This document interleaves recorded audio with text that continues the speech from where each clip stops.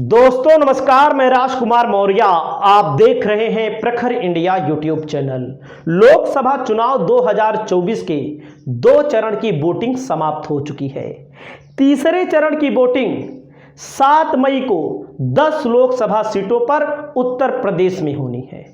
पहले चरण में 8 लोकसभा सीटों पर चुनाव हुआ उत्तर प्रदेश में। दूसरे चरण में भी 8 लोकसभा सीटों पर चुनाव हुआ।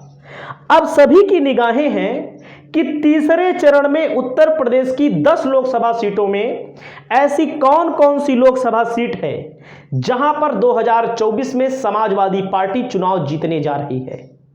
और मैंने अपनी तमाम वीडियो के माध्यम से बताया है और बार बार मैं बताता हूं, उत्तर प्रदेश की 25 से 30 लोकसभा सीटें ऐसी हैं जहां वास्तव में इंडिया गठबंधन, समाजवादी पार्टी और कांग्रेस चुनाव जीतने जा रही है। अब तीसरे चरण में कौन कौन सी सीटें हैं, कौन कौन सी सीटों पर कौन सी पार्टी चुनाव जीतेगी, इस वीडियो के माध्यम से मैं आपको बताने जा रहा हूं। उसके अलावा मैं आपको जो बता रहा हूं, दावा करता हूं उत्तर प्रदेश में चौंकाने वाला नतीजा 4 जून को आएगा और 4 जून के बाद भी मैं आपको मिलूंगा। मैं आपको एक एक सीट का पूरा डाटा देता हूं। आपके सामने सभी सीटों के नाम दिख रहे हैं। सीरियल से एक एक सीट की हम बात करेंगे। पहली सीट है संभल। संभल की जो लोकसभा सीट है, ये उन सीटों में आती है जहां मुस्लिम अकेला, कोई अन्य बिरादरी, अन्य जाति, अन्य धर्म का व्यक्ति नहीं, केवल मुसलमान किसी एक प्रत्याशी को वोट दे दे, वह सीट, वह मुस्लिम कैंडिडेट जीत जाएगा, वो किसी भी पार्टी का।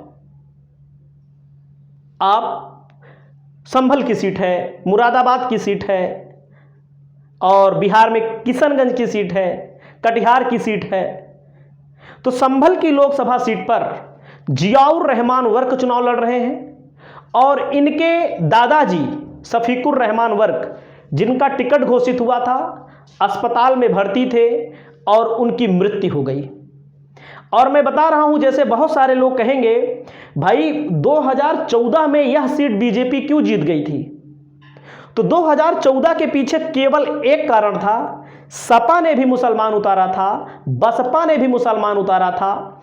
और जब सपा और बसपा 2014 में, बसपा बहुत मजबूत स्थिति में थी, बहुत ज़्यादा मजबूत स्थिति में थी। बसपा के पास 20-22% वोट था। वो वोटा परसेंट आज बसपा के पास नहीं है। 10% है, 12% है, 13% है। और जो मुसलमान है, कांग्रेस के साथ गठबंधन हो जाने से एक तरफा पोलिंग होगी, यहां पर एक तरफा पोलिंग होगी।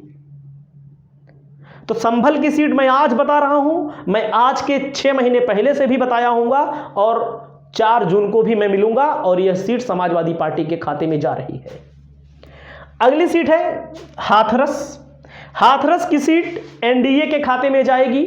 हमारा पूरा अनुमान है कि एनडीए के खाते में जाएगी। अगली सीट है आगरा। आगरा की सीट भी एनडीए के खाते में जाएगी, एकदम साफ साफ मैं बता दूं आपको। फतेहपुर सीकरी की सीट भी एनडीए के खाते में जाएगी। यहां के स्थानीय मुद्दे होंगे, एंटी इनकम्बेंसी वर्तमान सांसदों के खिलाफ होगी, तो तब यहां पर इंडिया गठबंधन की दाल गल सकती है, अन्यथा नहीं गलेगी। इन तीनों सीटों पर मैं आपको साफ साफ बता दे रहा हूं, हमें किसी भी प्रकार का वो नहीं कहना है कि सब यहां समाजवादी पार्टी, इंडिया गठबंधन जीत जाएगा।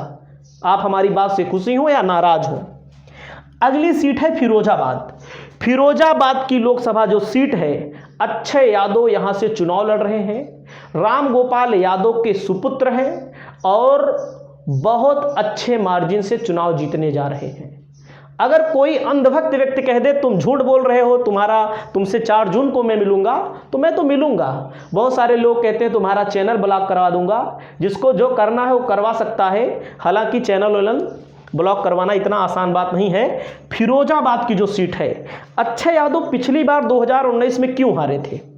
एक तो मोदी की लहर इतनी तेज थी। मोदी की लहर नहीं थी, वो लहर थी हिंदुस्तान के 40 जवानों को पाकिस्तान के द्वारा एक तरह से विस्फोटक के जरिए मारा गया था और हिंदुस्तान की तरफ से एयर स्ट्राइक हुई थी, जब एयर स्ट्राइक हुई थी तो लोगों के मन में गुस्सा था, फर्स्ट टाइम वोटर के मन में गुस्सा था। लोगों ने सोचा मोदी जी ने कमाल कर दिया, मोदी जी को एक बार और मौका दिया जाए।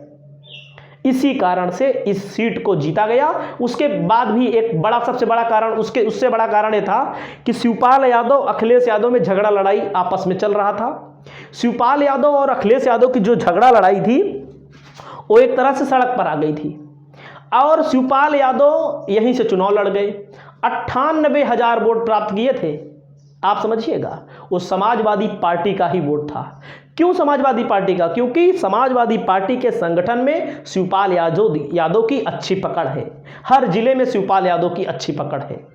प्रगतिशील समाजवादी पार्टी उन्होंने बनाई थी। हालांकि अब विलय हो चुका है समाजवादी पार्टी में और उनके बेटे आदित्य यादव खुद लड़ रहे हैं बदायूं से चुनाव। तो इस सीट को मैं आज बता रहा हूं, निकाल रहे हैं एकदम आराम से।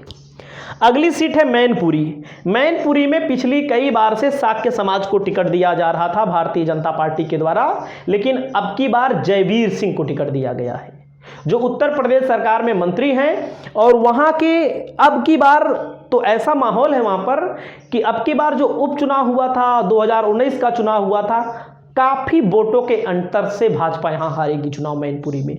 डिंपल यादव बड़े वोट बैंक से जीतेंगी। जयवीर सिंह शाक्य को जब वोट टिकट मिलता था तो शाक्य समाज देता था, कुछ फॉरवर्ड समाज देता था। अब की बार क्या हुआ है, जयवीर सिंह को टिकट मिला है तो शाक्य समाज पूरा समाजवादी पार्टी में लगभग मान लीजिए चला गया है, लगभग चला गया है। तो मैनपुरी में तो इस सीट को आराम से जीत लेंगे। बदायूं की जो लोकसभा सीट है, बदायूं की जो लोकसभा सीट है, आदित्य यादव शिवपाल यादव के बेटे चुनाव लड़ रहे हैं। इस सीट को जीतने जा रहे हैं। बदायूं में संघमित्रा मौर्य चुनाव लड़ी थी 2019 में, और जब 19 में लड़ी थी बीजेपी ने टिकट दिया था। बड़े नेताओं के बेटे बेटियों को जहां से भी टिकट दिया जाए, बड़े नेताओं को टिकट दिया जाए, बड़ी टफ सीट से टिकट दिया जाता है। बीजेपी को मालूम नहीं था, संघमित्रा मौर्य को भी मालूम नहीं था कि वो चुनाव जीत जाएंगी, लेकिन चुनाव जीती लगभग 18,000 वोटों से। उनका सुप्रीम कोर्ट मतलब कोर्ट में मुकदमा भी चल रहा था। आरोप लगाया गया था धर्मेंद्र यादव की तरफ से बेईमानी हुई है। हालांकि जब समाजवादी पार्टी में स्वामी प्रसाद मौर्य शामिल हो जाते हैं तो वो सब विथड्रॉ कर लिया जाता है। अब ना तो स्वामी प्रसाद मौर्य समाजवादी पार्टी में है, ना तो संघमित्रा मौर्य बीजेपी की तरफ से चुनाव लड़ रही हैं। कुल मिलाकर के इस सीट पर भी समाजवादी पार्टी चुनाव जीतने जा रही है। इसमें अगर कोई कहे मैं गलत बोल रहा हूं वो खुद व्यक्ति गलत है। अगली सीट है आंवला की लोकसभा सीट। आंवला की लोकसभा सीट नीरज मौर्य चुनाव लड़ रहे हैं।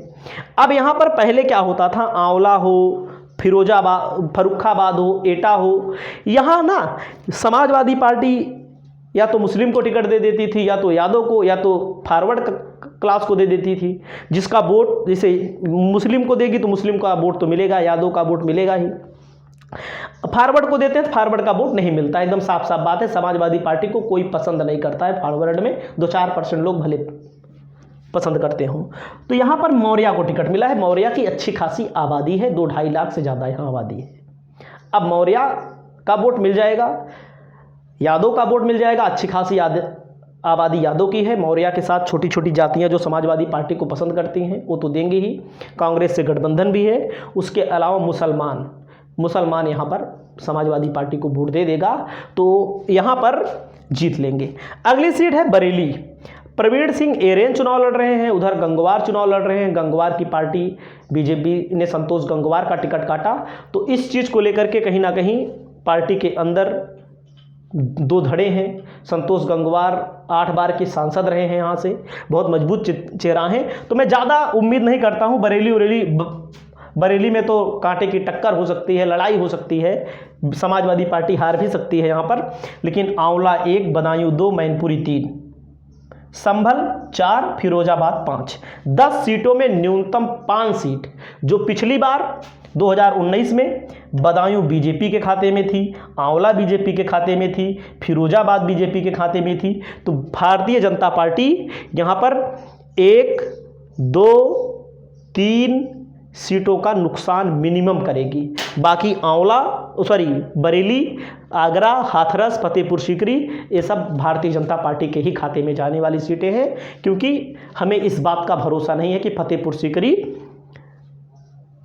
आगरा हाथरस इंडिया गठबंधन के पास आएगी हमारे अंदर से। नहीं, एकदम ईमानदारी वाला सर्वे है। आपको वीडियो अच्छा लगा हो तो ठीक है, नहीं अच्छा लगा हो तब भी ठीक है। तो इस वीडियो में इतना ही। नमस्कार।